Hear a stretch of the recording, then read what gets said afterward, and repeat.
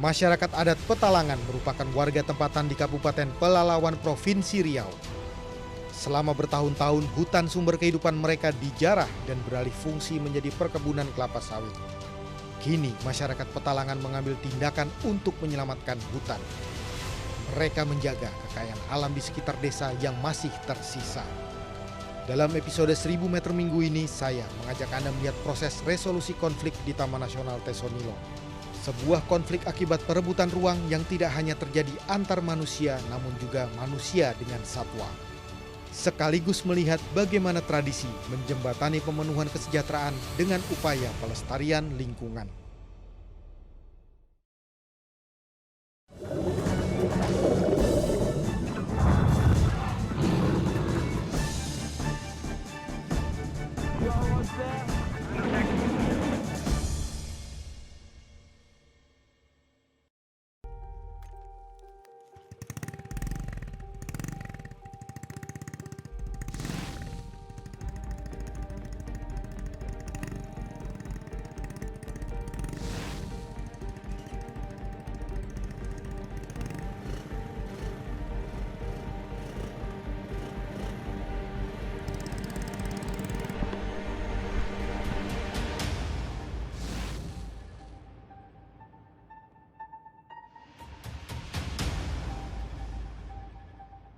Dari total luasan yang sudah kita ketahui adalah sekitar 50%.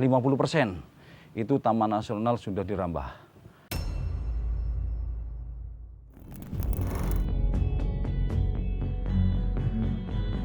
Tesonilo merupakan salah satu blok hutan dataran rendah yang tersisa di Pulau Sumatera.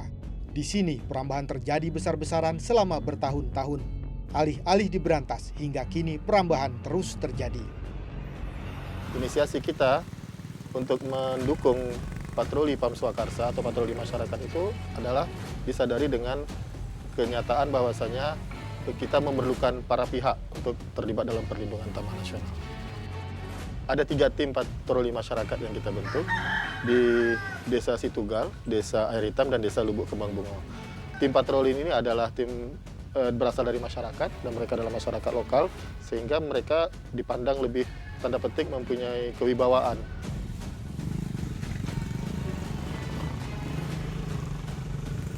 Anggaran patroli Pam Swakarsa didukung UNDP Indonesia yang menilai kegiatan ini ideal sebagai resolusi konflik secara damai.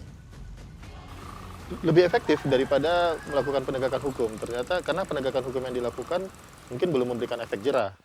Tapi dengan pendekatan persuasif seperti itu, dengan melakukan proses penyadaran walaupun itu butuh waktu, sampai saat ini dari fakta-fakta yang disampaikan oleh kawan-kawan patroli bisa mengurangi bukaan lahan-lahan baru.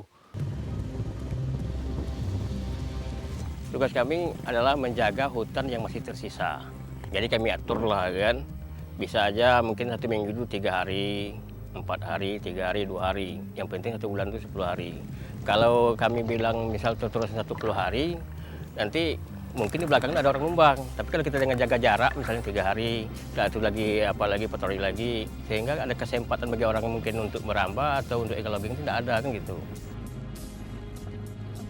Kalau yang sebenarnya kalau sampai ke hutan itu nggak ada yang enak namanya masuk hutan. Kan. Banyak kayu yang tumbang yang kita lalui, belum lagi semak belukar kan.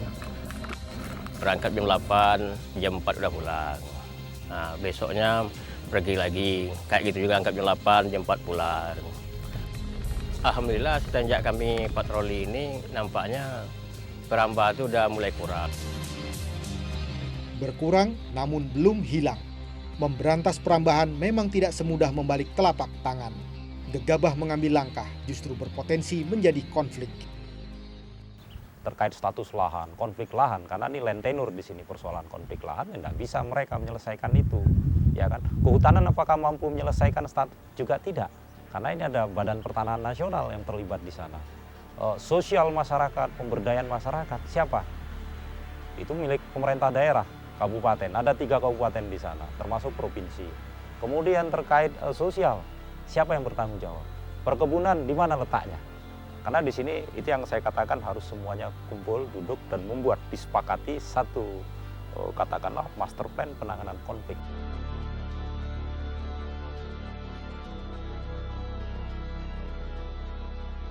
cukong-cukong ini pertanyaannya siapa di balik itu? Ya bisa saja tanda petik orang-orang yang memang duduk. Ini agak ya mohon maaf, orang di pemerintahan, ada di kepolisian, di berbagai sektor di pemerintahan masuk. Tapi atas nama pribadi kan.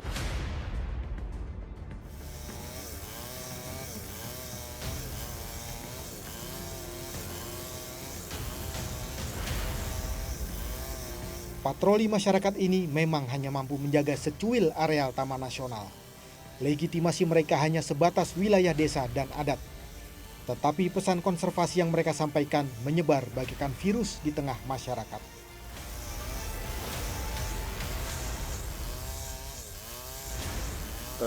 Sebagaimana kita ketahui bahwasanya masyarakat tidak bisa melakukan penangkapan ataupun memeriksa seseorang ketika mereka menemukan suatu kejahatan. Maka mereka melakukan pendekatan untuk berbicara dulu, mengajak dialog dulu dan melakukan penyadaran dulu kepada para pelaku itu agar mereka tidak mengulanginya lagi, tapi dengan sekaligus memberikan ada ketegasan juga di sana bahwasanya jika mereka melakukan lagi, maka mereka tim patroli akan melaporkannya ke pihak yang berwajib. Patroli PAM Swakarsa merupakan penerapan resolusi konflik dengan mengedepankan peran masyarakat. Metode ini diharapkan dapat menyelesaikan konflik dengan cara damai dan tanpa memicu munculnya gangguan keamanan.